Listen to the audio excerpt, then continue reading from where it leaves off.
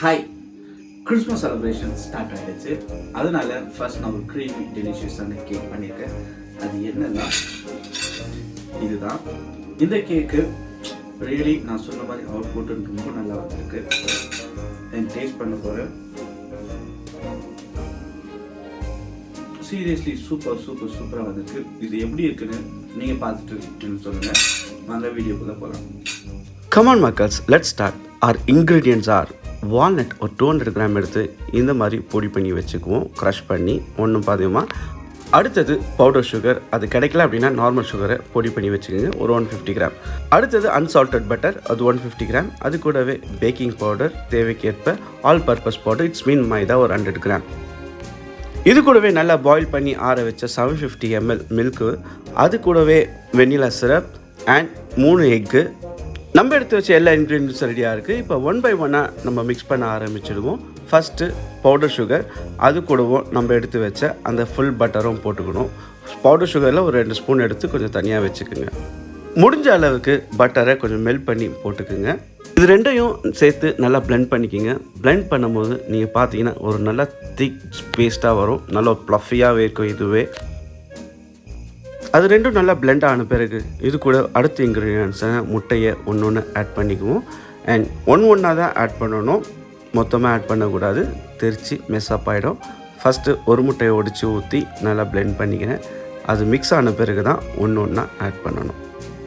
இது ரொம்ப முக்கியமானதுங்க. நல்லா பிளெண்ட் பண்ணணும். பிளெண்ட் பண்ணும் போது தான் நம்ம கேக் ரொம்ப ப்ளஃபியாக சாஃப்டாக வரும்.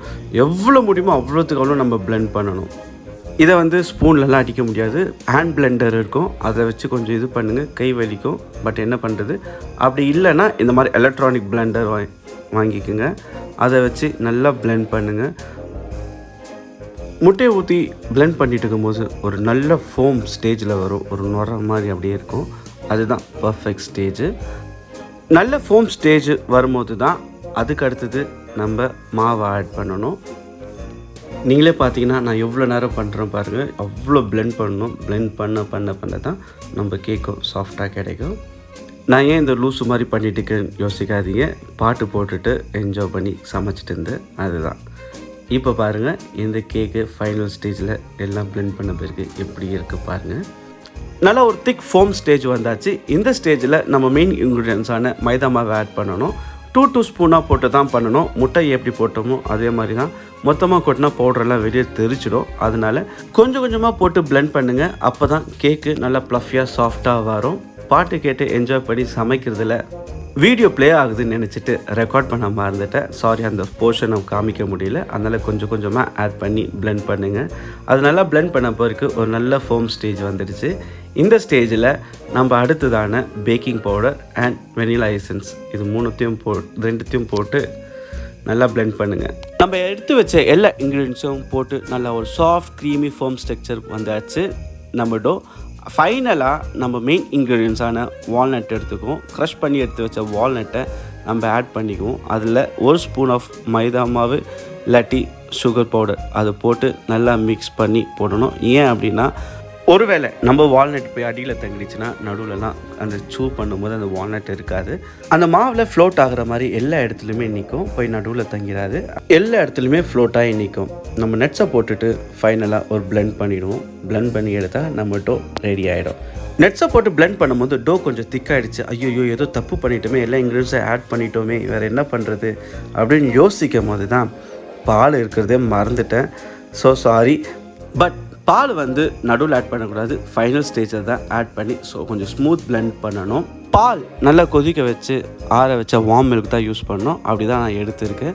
ஃபைனலாக பாலை ஊற்றி, திஸ் இஸ் அ ஃபைனலுங்க. ஃபைனலாக பாலை ஊற்றி நல்லா ஒரு சூப்பர் பிளெண்டாக பண்ணோம். என்ன அப்பப்போ பிளெண்டுன்றீங்களா, மாவு எவ்வளோத்துக்கு எவ்வளோ பிளெண்ட் பண்ணுறோமோ அவ்வளோத்துக்கு அவ்வளோ கேக்கு சாஃப்டாக வரும். நான் பாருங்கள், ஃபைனல் ஸ்டேஜில் நான் எப்படி பிளெண்ட் பண்ணி அப்படி எடுக்கிறேன் பாருங்கள். அதை பாருங்கள், அப்படியே ஸ்னோ ஃப்ளேக்ஸ் மாதிரி விழுது. செம்ம டேஸ்டியாக இருக்குது. அப்படியே சாப்பிட்டுடலாம். பட் என்ன பண்ணுறது, கேக்கு வேணும் இல்லையா? எதை எப்படி சாப்பிடணுமோ அப்படி சாப்பிட்டா தான் உடம்புக்கு நல்லது. அதனால் இதை நம்ம கேக் ட்ரேயில் போட்டுருவோம். கேக் ட்ரேயில் பட்டர் ஷீட் போட்டு கொஞ்சம் ஆயிலிங் பண்ணியாச்சு.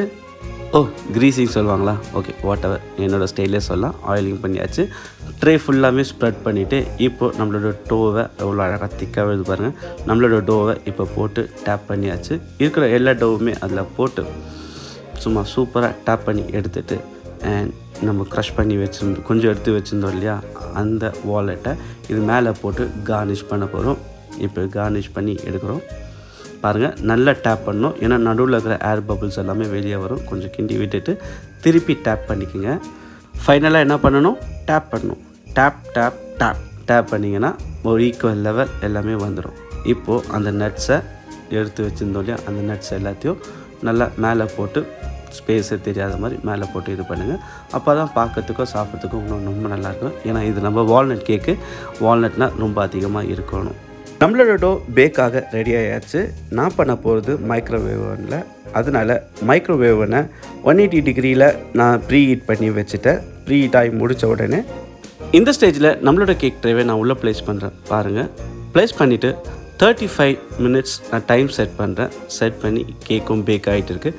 நீங்கள் பாருங்கள், நல்லா எல்லா சைடும் ஈவனாக ரொட்டேட் ஆகி ஈவனாக பேக் ஆகிட்டு இருக்குது. பேக் பண்ணி எடுக்கிறோம். இந்த ஸ்டேஜில் நம்மளோட கேக் ட்ரேவை நான் வெளியே எடுக்கிறேன். நம்ம கேக் ரெடியாகி வெளியே வந்தாச்சு.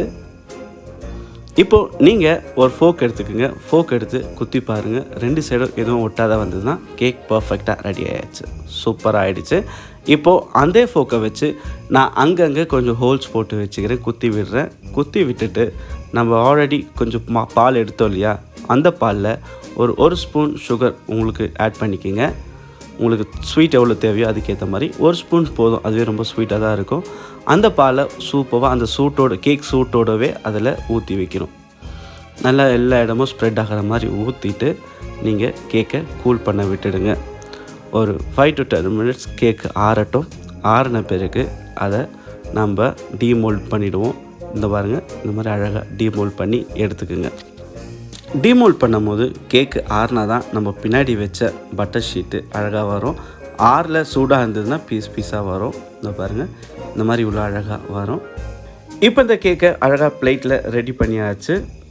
ரெடி பண்ணி எடுக்கும் போது நீங்கள் கேக்கை அமுக்கி பார்த்தீங்கன்னா சும்மா ப்ளஃபியாக சாஃப்டாக அழகாக இருக்கும். அதுக்காக தான் நம்ம அவ்வளோ பிளெண்ட் பண்ணுறோம். பிளெண்ட் பண்ணதுக்கான யூஸ் இதுதான். சூப்பராக இப்போ இந்த கேக்கை கட் பண்ணிங்கன்னா சும்மா சூப்பராக இருக்கும். ஸ்மெல்லே நல்லா இருக்குங்க. நீங்கள் ட்ரை பண்ணி பார்த்துட்டு எப்படி இருக்குன்னு எனக்கு சொல்லுங்கள். அவ்வளோ ஸ்மெல்லியாக சூப்பராக பாருங்கள், அழகாக ப்ளஃபியாக இருக்குது கேக்கு. வாவ், நம்மளோட creamy walnut milk cake ready ஆகியாச்சு பாருங்கள். சூப்பர் அழகாக இருக்குது, எவ்வளோ சாஃப்டாக இருக்குது. நம்மளோட வால்நட் மில்க் கேக்கு ரெடி ஆகியாச்சு. இதுக்கு ரொம்ப டெக்கரேஷன்லாம் தேவையில்லை, இப்படி சிம்பிளாகவும் ஸ்மார்ட்டாக அழகாக இருக்குது. டேஸ்ட்டு செம்மையாக இருக்குது. இந்த மாதிரி கேக்கை நீங்கள் ட்ரை பண்ணி பார்த்துட்டு எனக்கு எப்படி இருக்குதுன்னு சொல்லுங்கள். அண்ட் உங்கள் சஜஷன்ஸை ஷேர் பண்ணுங்கள். இதே மாதிரி அடுத்த வீடியோவில் பார்ப்போம். டாடா பாய்.